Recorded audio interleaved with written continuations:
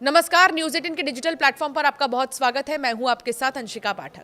America में 42 दिन से चल रहा ऐतिहासिक गवर्नमेंट शटडाउन आखिरकार खत्म हो गया। अमेरिकी सांसदों ने इसे खत्म करने वाले बिल को मंजूर कर दिया था। व्हाइट हाउस के मुताबिक राष्ट्रपति डोनाल्ड ट्रंप ने आज स्थानीय समय के मुताबिक रात 9:45 पर इस बिल पर साइन किया। जैसे ही उनकी मंजूरी मिली, अमेरिकी इतिहास का सबसे लंबा शटडाउन औपचारिक रूप से खत्म हो गया। वॉशिंगटन में माहौल काफी उत्साहित है क्योंकि दोनों सदनों में इस बिल को लेकर तेज हलचल दिखाई दी है। बुधवार को अमेरिकी हाउस ऑफ रिप्रेजेंटेटिव्स में जिस समय शटडाउन खत्म करने वाला बिल पास हुआ तो सदन में जोरदार तालियां गूंजने लगी। कई सांसद खुशी से गले मिलते दिखाई दिए, जबकि कुछ वोट खत्म होते ही चुपचाप बाहर निकल गए।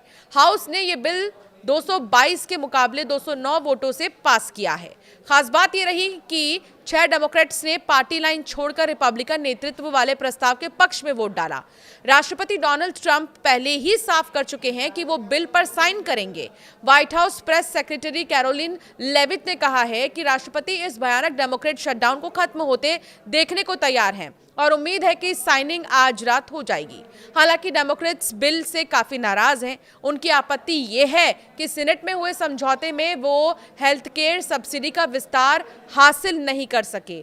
हाउस में पहली प्रक्रिया वोटिंग 213 से 209 रही, जिससे फाइनल वोटिंग का रास्ता साफ हो गया। रिपब्लिकन पार्टी अपने बहुमत के सहारे इस बिल को आगे बढ़ाने में सफल रही। डेमोक्रेट्स का आरोप है कि 40 दिनों के लंबे संघर्ष के बाद भी उन्हें अपनी मुख्य मांगों में कोई लाभ नहीं मिला।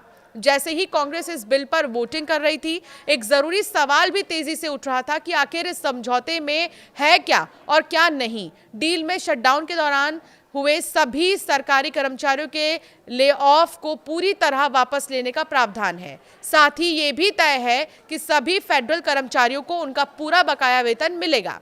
सरकार को जनवरी तक चलाने के लिए अस्थायी फंडिंग बढ़ाने का प्रावधान भी इस समझौते में शामिल है। लेकिन वही बात जो ज्यादातर डेमोक्रेट्स चाहते थे, वो इसमें सीधे तौर पर नहीं जोड़ी गई। स्वास्थ्य बीमा सब्सिडी को बढ़ाने की गारंटी इसमें शामिल नहीं है। इसकी जगह समझौते में सिर्फ इतना रास्ता खुला है कि टैक्स क्रेडिट्स पर एक अलग वोट दिसंबर के दूसरे हफ्ते में हो सकता है।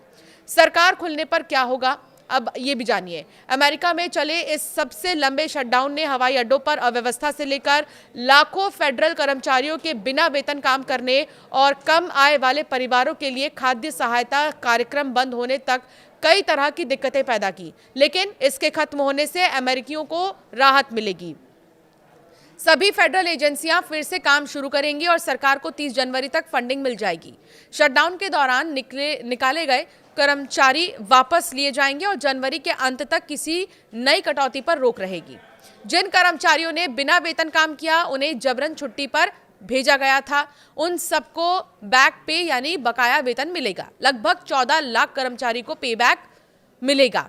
इसमें एयर ट्रैफिक कंट्रोलर्स भी शामिल हैं, जिनकी कमी की वजह से कई फ्लाइट्स रोकी या सीमित कर दी गई थी। कम आय वाले लाखों अमेरिकियों के लिए SNAP यानी कि फूड स्टैम्प कार्यक्रम को 30 सितंबर तक फंडिंग दी जाएगी। बिल दिसंबर में सेनेट में स्वास्थ्य बीमा टैक्स क्रेडिट पर अनिवार्य वोट कराएगा, जिससे कई अमेरिकियों के लिए स्वास्थ्य बीमा प्रीमियम सस्ते रहने में मदद मिल सकती है और बच्चों के लिए मुफ्त और कम कीमत वाले स्कूल मील कार्यक्रमों को भी पूरा समर्थन मिलेगा। कांग्रेस सदस्यों की सुरक्षा के लिए $203.5 मिलियन का प्रावधान भी रखा गया है। कैपिटल परिसर की सुरक्षा जरूरतों को पूरा करने के लिए भी फंड दिया जाएगा। तो अब राहत की सांस ली जा रही है अमेरिका में और इससे कितना फायदा होगा ये भी हमने आपको बताया। सबसे लंबा शटडाउन अब तक का ये था जो कि खत्म हो चुका है। आपकी राय क्या है इस पर, हमें जरूर कमेंट कर बताएं।